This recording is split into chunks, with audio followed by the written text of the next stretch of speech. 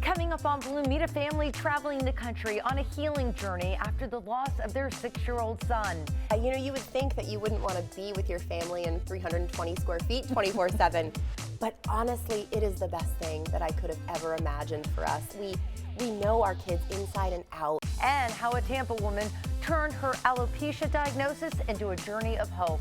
Plus, meet America's Joy Magnet. She's sharing her pillars of joy. We'll have all that and more as Bloom, presented by Lifeguard Imaging, starts now.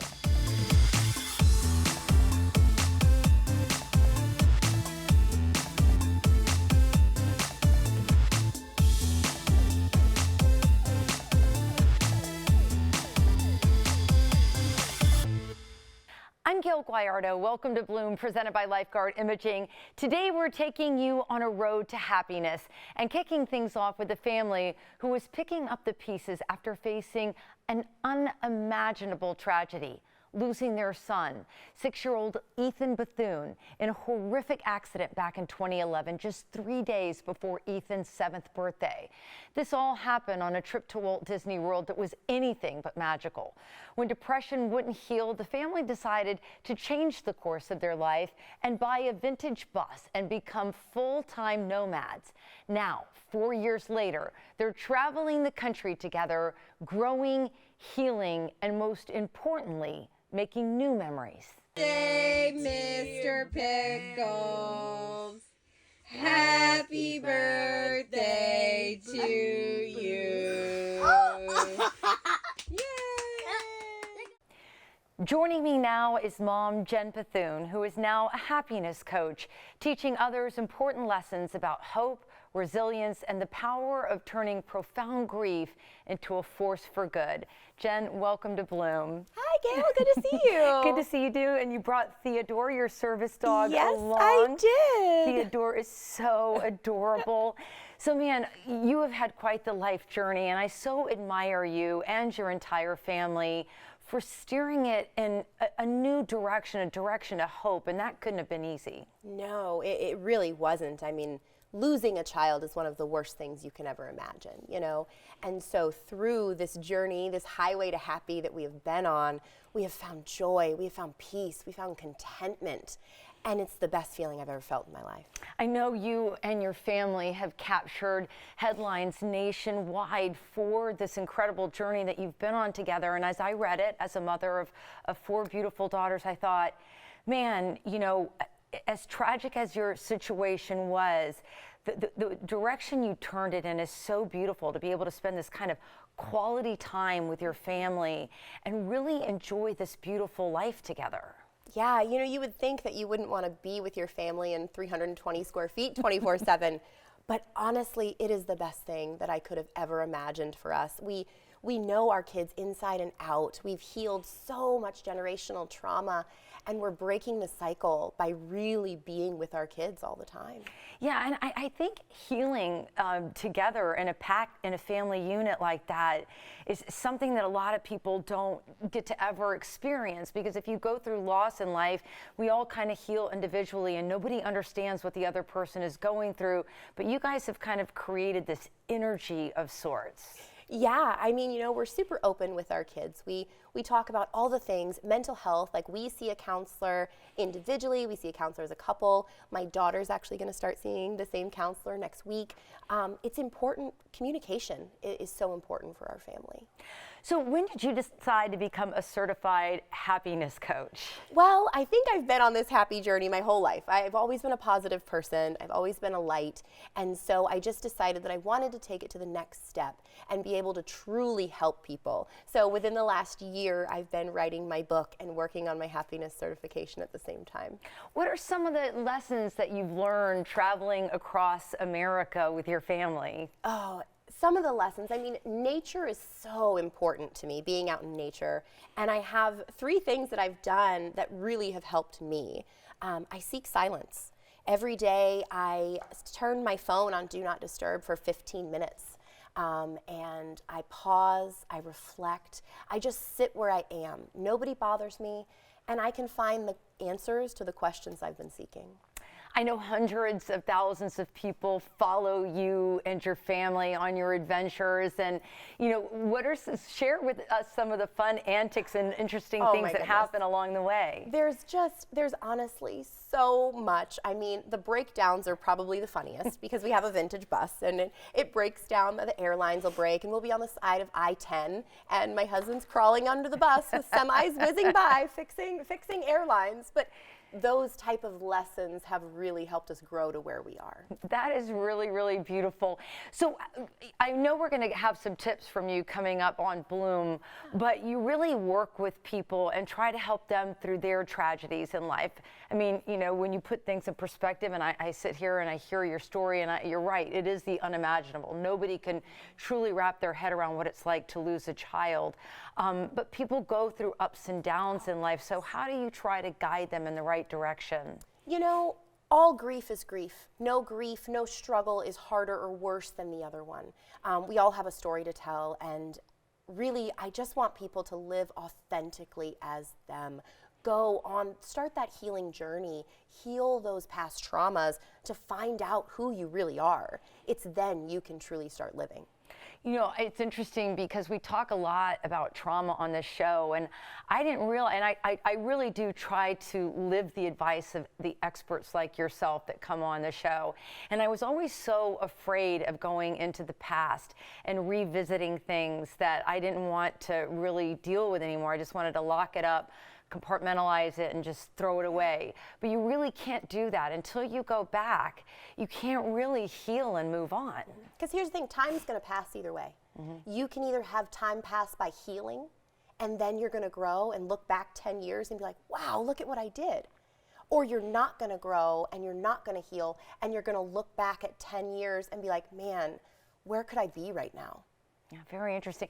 Now, along the way, and this is where, to try to follow along, so your story starts with this tragic loss of your 7-year-old son, or I guess he was 6 at the time, just days before his birthday. You go on this healing journey with your family, and then, as I believe fate would have it, you were the ones that spotted the van of Gabby Petito and led to the arrest, and that became a big high-profile case. And I understand today you remain very good friends with Gabby's mom. And this happened on the 10th anniversary or close to your son's death. Yeah, it was. It was actually on the 10th anniversary. And through this tragedy of experiencing that and helping them, I was able to let go of 10 years of grief by losing Ethan.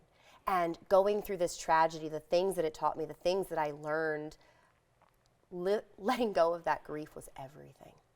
Everything to me. My husband and I, we always joke because he's very black and white, and I like to live in the gray.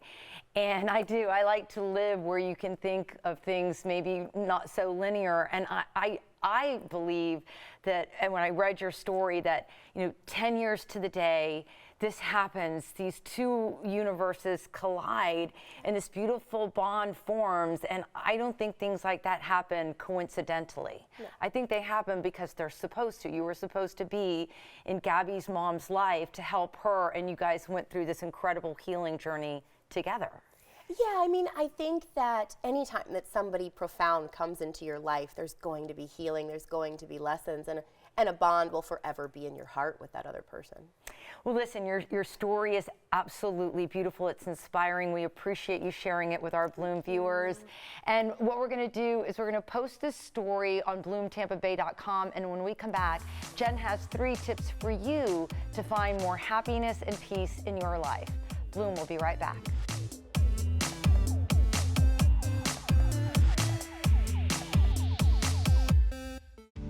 You're watching Bloom, presented by Lifeguard Imaging, saving lives through early detection. Call now 813-582-5222 to schedule your scan today.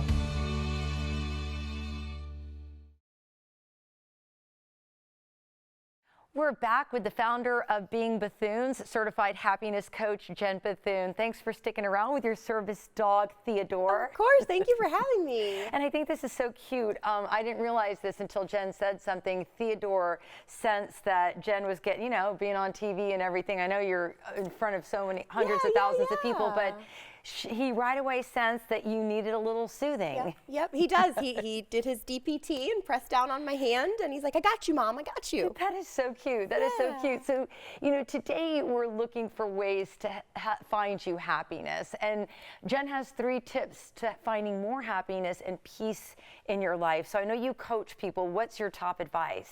So across the country for 4 years, you know, we have seen it all. We have been to every region of the country. And the one thing that has helped me the most is nature and getting out in nature. And so for the past 4 years, I've curated these 3 tips that I practice every single day. The first one is seek silence.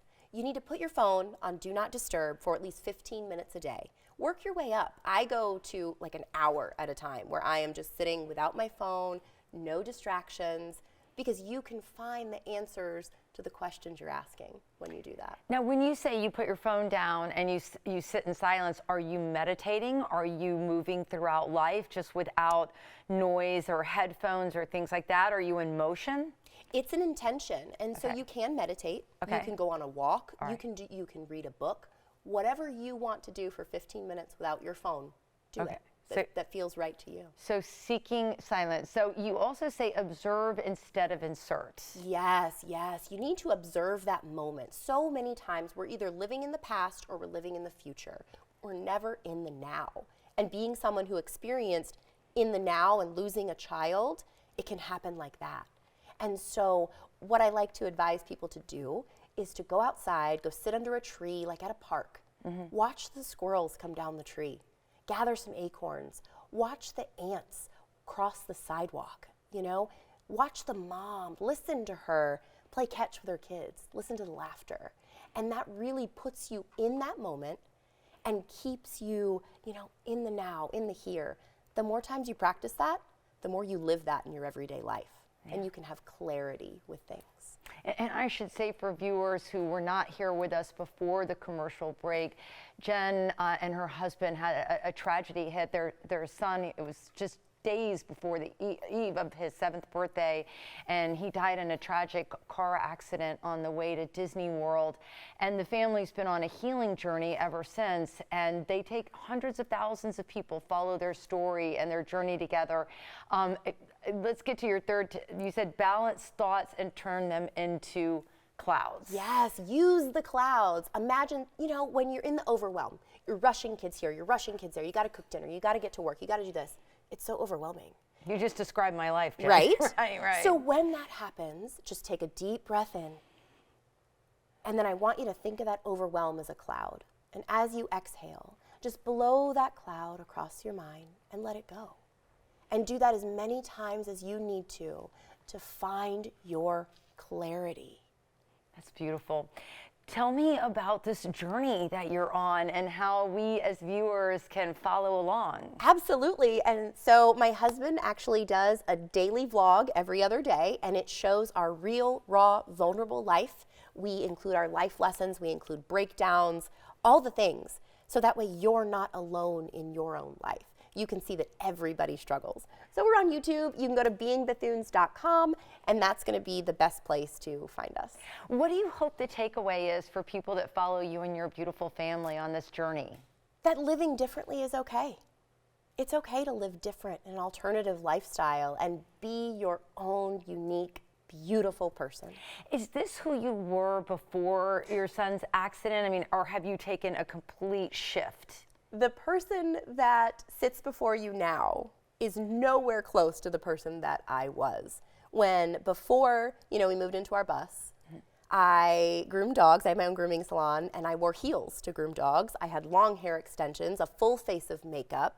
I had this persona that I had to perform, right, every day in society.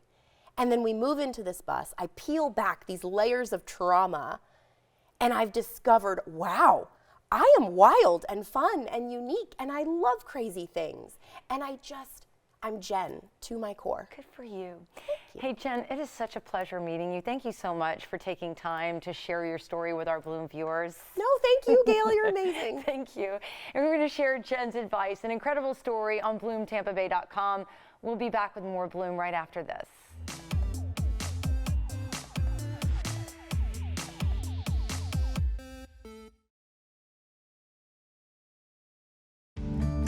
watching Bloom, presented by Lifeguard Imaging, saving lives through early detection. Call now 813-582-5222 to schedule your scan today.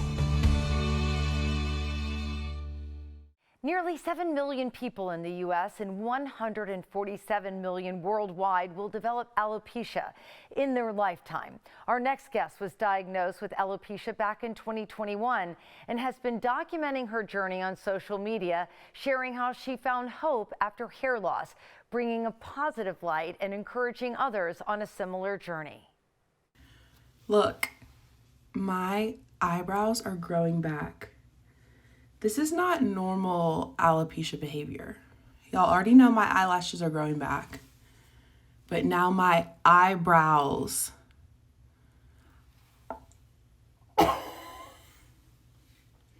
Siri, play There's a Miracle in the Works.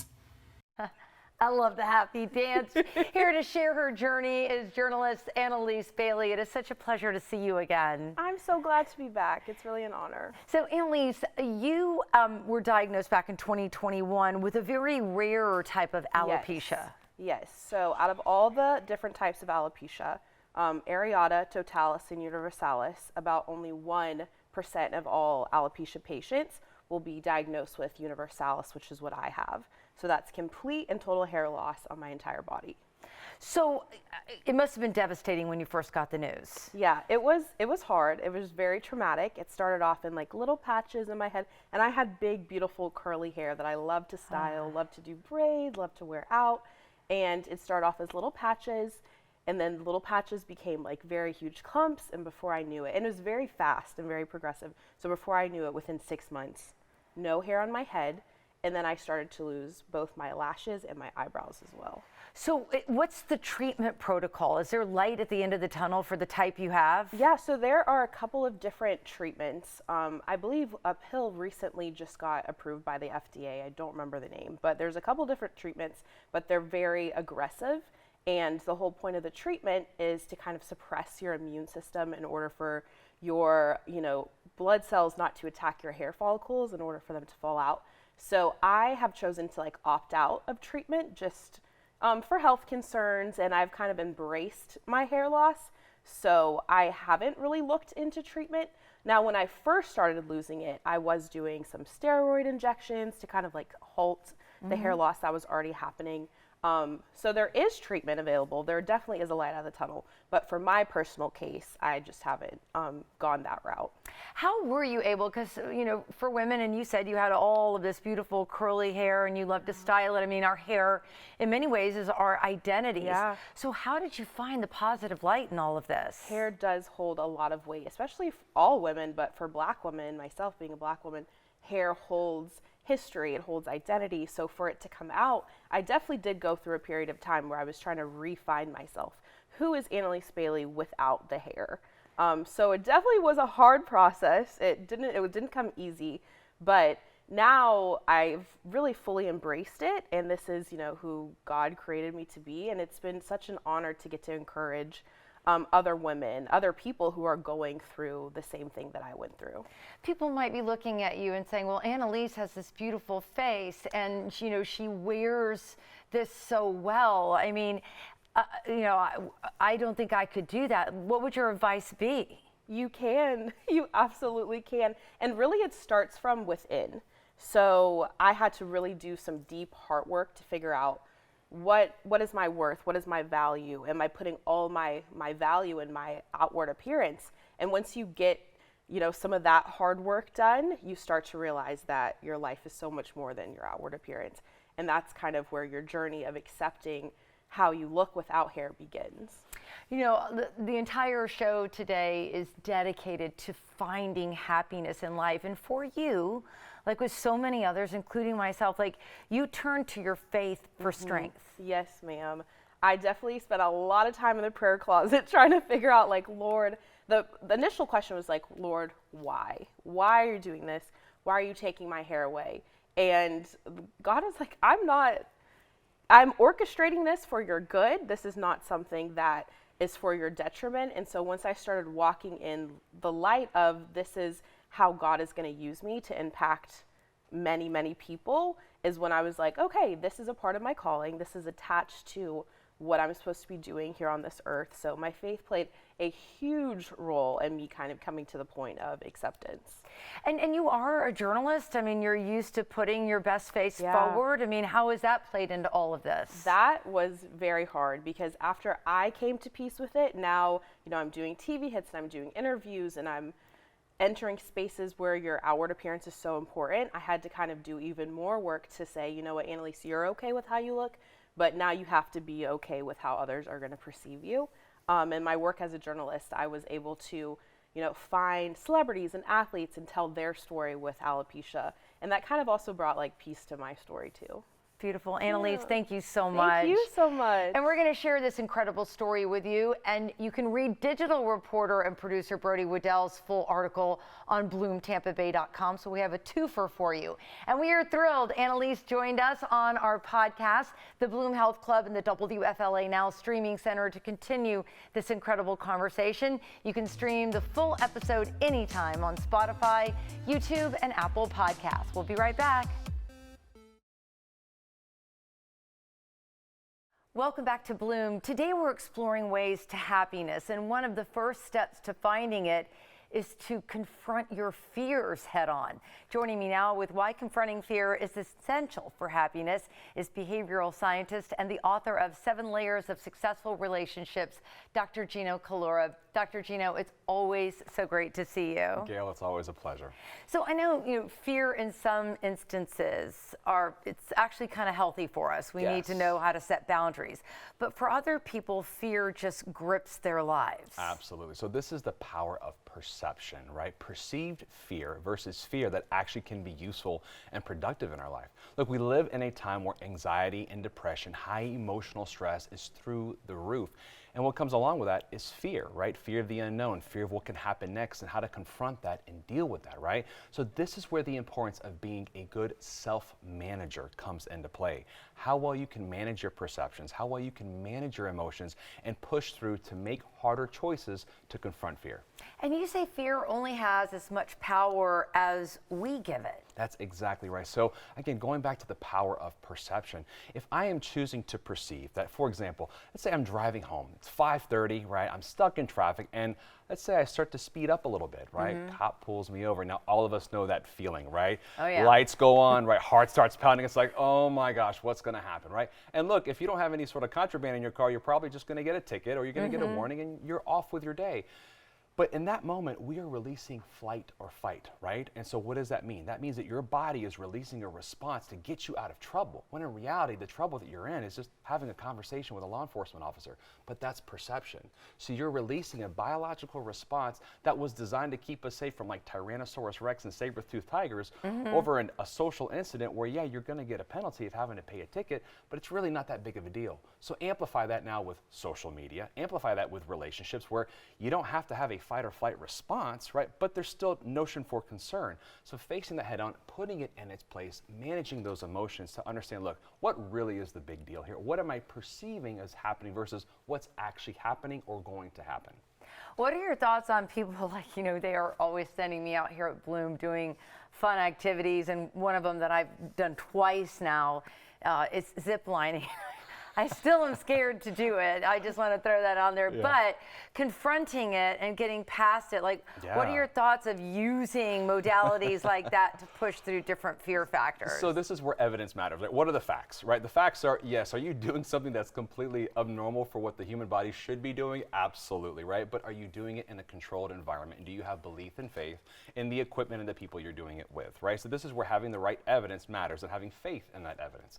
Now, with that being said, right, there absolutely is a real reason to be fearful of heights and going fast and flying, because clearly we don't have wings. We weren't designed to fly, right? But it's still fun and it's exhilarating, right? So you get this high out of it. But at the same token, when you confront it and you do it and you push through it, how good did you feel? I felt great. It was a lot of fun. Yes. It really was. And it was exhilarating. And I think, too, the more you push your way through awkward moments, the easier it becomes. But how do people do this? I mean, doing something extreme like zip hip lining. Sure, Yes, very yeah. fun. But on the day-to-day, on the daily, Yeah. how do you advise your clients to overcome different mental barriers based around fear? 100%, right? So we have to make a very clear distinction between what is being imagined and what do we know and that is factual, right? Because there's always a very big difference about what we are imagining could happen versus what is happening right now that we can prove with facts and evidence, right? And so I always tell them, look, first and foremost, stop. Take a deep breath. Take a few deep breaths, right? Take a step back. Write down what you know about this particular situation or this incident.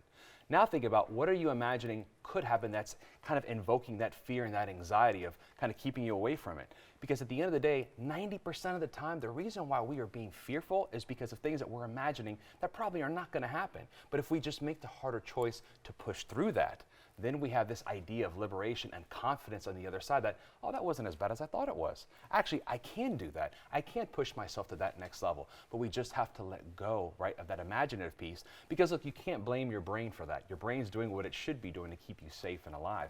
But we have to push through it because it can work against us. Are there like common denominators with folks that you coach in life and that you help out? I mean, I know a lot of things can fall under the fear factor that hold us back in life, but are there certain things that stand out to you? Look, the thing about that, Gayle, is like high-performing and high-achieving individuals are 4 times more likely to deal with mental health adversities, right? Just given the nature of being a high performer and a high achiever, right? So that means fear, anxiety, depression, addiction, so on and so forth.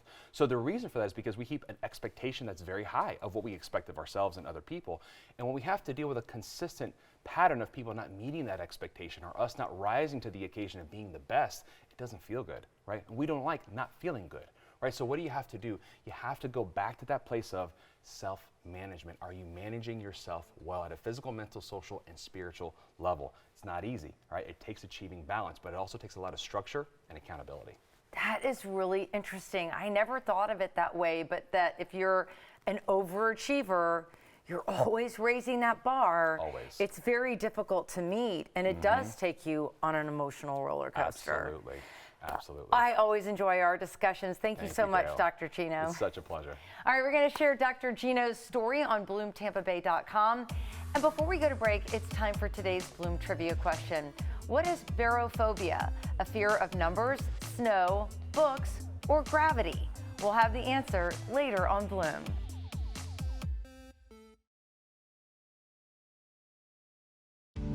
You're watching Bloom, presented by Lifeguard Imaging. We begin where your checkup ends. Call now, 813-582-5222 to schedule your scan today.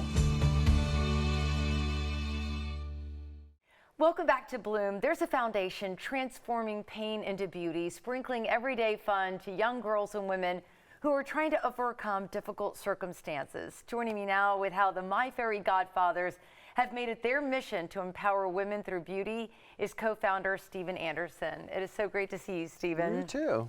So we talk about your incredible work. It started as a grassroots effort, Right. and it has really blossomed into something spectacular.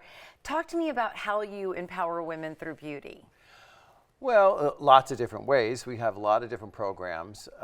We have a program called Mira Mira. We have a program that we do education. We give scholarships. We provide wigs for cancer patients. We help girls go to the prom, that aren't able to do that, So we try to spread a little happiness, wherever we can. And, I think by spreading this happiness, we talk about beauty, and some might look at it as superficial, but when you actually hear the stories behind the women that you're helping, this beauty that you give them and you grant them as a gift is really about empowerment and self-esteem. Exactly. And it is, and you're right, it seems very superficial, but the reality of, and it's not just outside beauty, it's inner beauty that we really try to go after and try to tell these people that, you're not forgotten, people are out there who care about you, and that, even though it's hard in this day and age to find happiness, that the little bit that we help them get to that point, that then maybe, yes, happiness is contagious. You can pass it on to somebody else. Yeah, and whether, it's a cancer patient who, like I've interviewed many, many women that you have helped over the years who says, Gayle, I just was happy to feel normal when I went to the bus stop to pick up my kids. I mean, that meant everything. Or to a young girl who had a very difficult, childhood, and just having somebody come in and touch their lives and say, I really care about you and I want to make a difference in your life. These moments change the trajectory, and you hear it one story after the next. Absolutely. It is. It's I get my thrill from helping other people. And so, and I've been fortunate in my career to be able to do that. And whether it's somebody who's been abused or it's a cancer patient, we try to make light of it. We try to make it a good experience, and we try to tell them that, these are things that you can overcome, that this, is a blip in your life, and that you can get past this, with the wigs especially. It's a short period of time that women have to go through this, hopefully. But, when you come out on the other side of it, they feel good about the fact that somebody helped them get back to their normalcy, is what you were saying. They want to feel normal, look normal. And the community is really rallying behind you. You had your second annual My Fairy Godfather Gala. That was a blast. Hundreds of people showed up to support what you do, and it must have made you feel so incredibly proud to watch the people go to the podium and share their stories about how the My Fairy Godfathers have changed their lives. It's great, especially at this point. One of the speakers, Unisha, she was one of the girls that we helped 9 years ago. And she came, and it was a surprise to me about some of the things that she spoke about and remembered that I had even forgotten.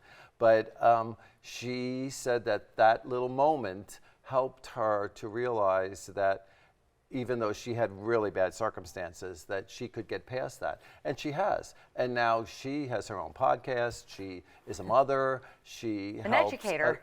An educator. Yeah, she does. It's amazing. It's incredible. It's amazing. Well, it's a pleasure seeing you. Thank you so much for coming in. You too. Thank you so much. All right, we're going to share Stephen's story on BloomTampaBay.com. We'll be back with more Bloom right after this.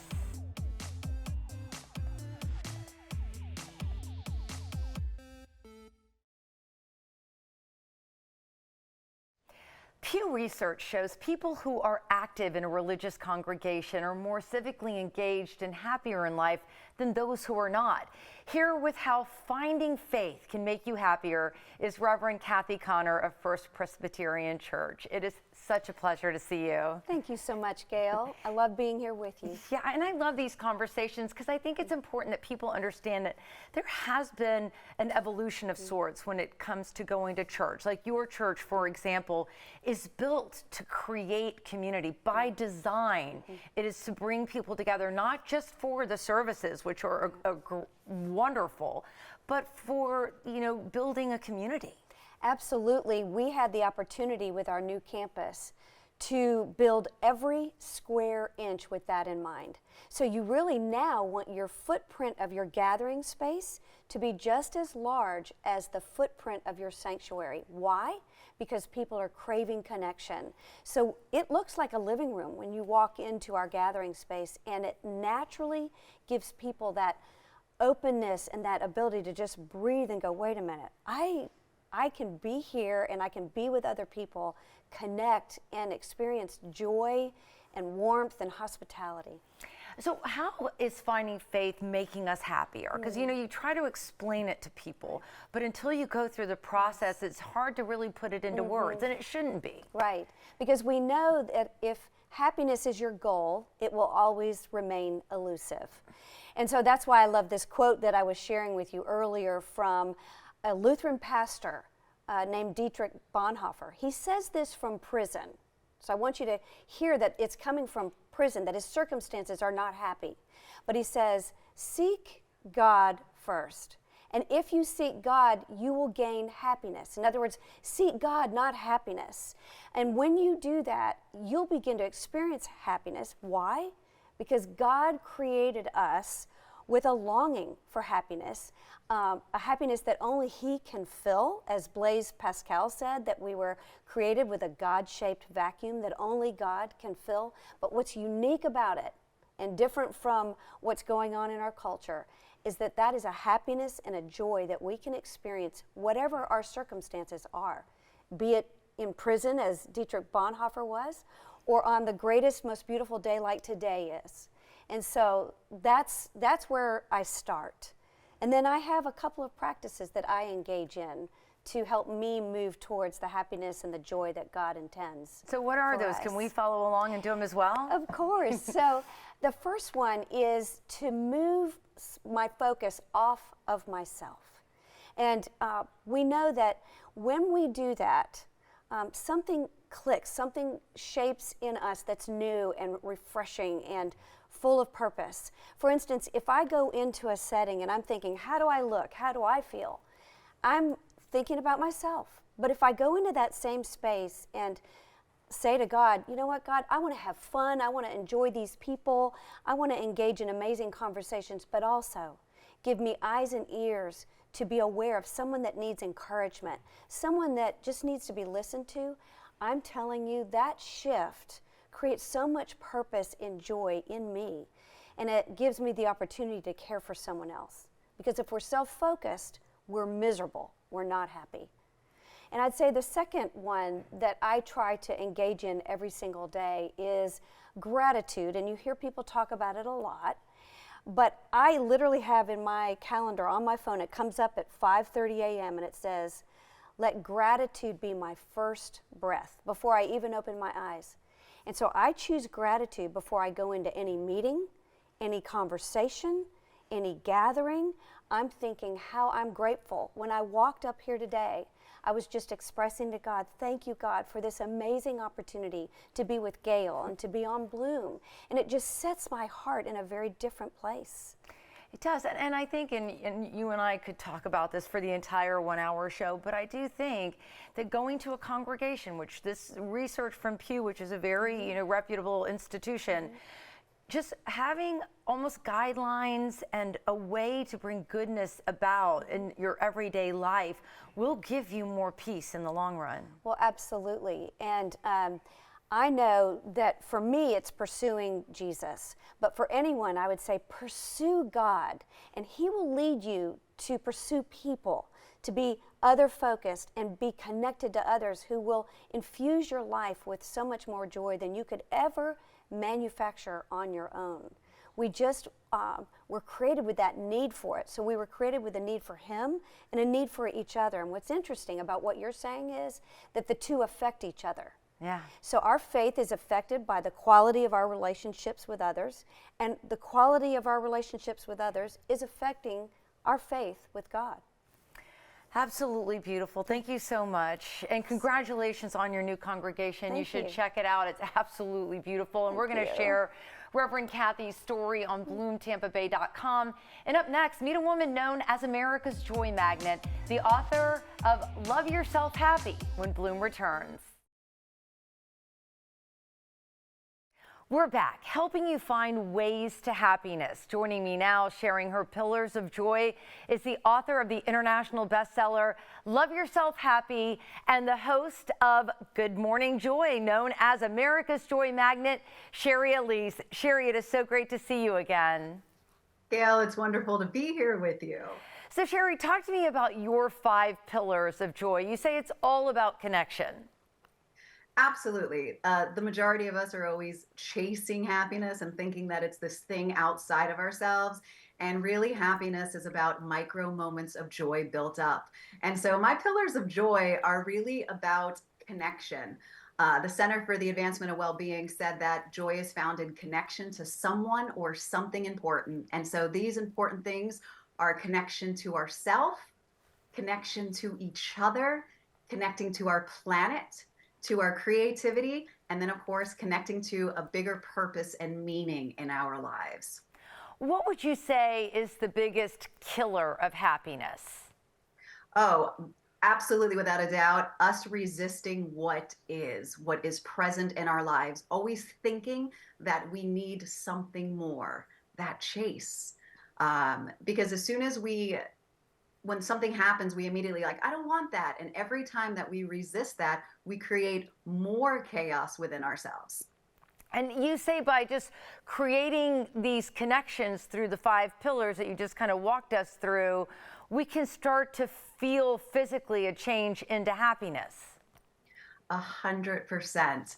As I said, we always have this idea, people have this idea of when I do this, when I achieve this, when I lose weight, I'll be happy.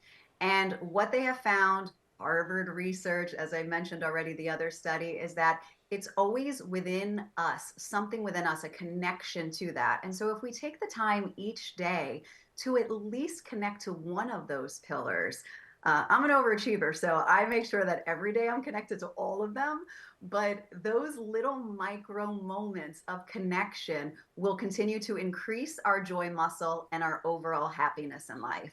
And I love it because the 5 pillars that you shared with us are simple. And I think so many people, as you said earlier, and again, let's review them. We're connecting to ourselves, to each other, to the planet. There's so much proof that just grounding your feet and putting them in the grass can be a game changer. Connecting to your creativity, finding those outlets, and connecting to purpose and meaning, whether it's your volunteer work or it's your faith, which we're talking a lot about. But the worst thing we can do is constantly try to chase happiness, because that just creates more unhappiness. Yes, and they have already found that, positive psychologists have already found that people's happiness is diminishing because of that continual chase. I always joke and say, we've been chasing, we've been on the pursuit of happiness since the Declaration of Independence, and we're still not there. And so let's give up the chase and just try to find these small moments within your day. And those small moments, when you find them, as I said, they will build and you'll have a happier life overall. Yeah, it's beautiful what you preach. And, if you just look at it through a different lens, it can make all of the difference in the world. Well, hey, as always, it is such a pleasure having you on Bloom. We always appreciate when you join us. Thanks so much for having me. All right, we're going to share Sherry's advice on bloomtampabay.com, and we will be back with more Bloom right after this, so don't go away.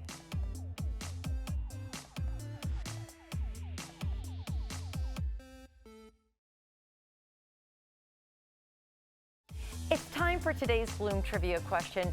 What is barophobia? A fear of numbers, snow, books, or gravity? The answer is gravity. Experts say a person with barophobia may be frightened of images of outer space where gravity does not exist. Well, thank you so much for tuning into Bloom today. You can catch Bloom anytime by following us on social media. We're on all major platforms, so get a behind-the-scenes look at all of the innovative breakthrough health and wellness conversations and incredible guests that we have right here on Bloom. And don't forget to check out our Bloom podcast, The Bloom Health Club. You can catch it live on Facebook and YouTube on Mondays at 2 p.m. We take a deep dive and have extended conversations with some of the top guests that we have right here on Bloom. Of course, you can stream episodes anytime on Spotify, YouTube, and Apple Podcasts. Well, we hope you'll tune in again on the next Bloom presented by Lifeguard Imaging. It's time for this week's What the Health with the Today Show's Joy Bauer, who's always whipping up something healthy and delicious. And double certified nutritionist Martha Van Camp is joining us with what happens when you heal your relationship with food. Stay healthy, everyone, and I will see you on the next Bloom. Call now 813-582-5222 to schedule your scan today.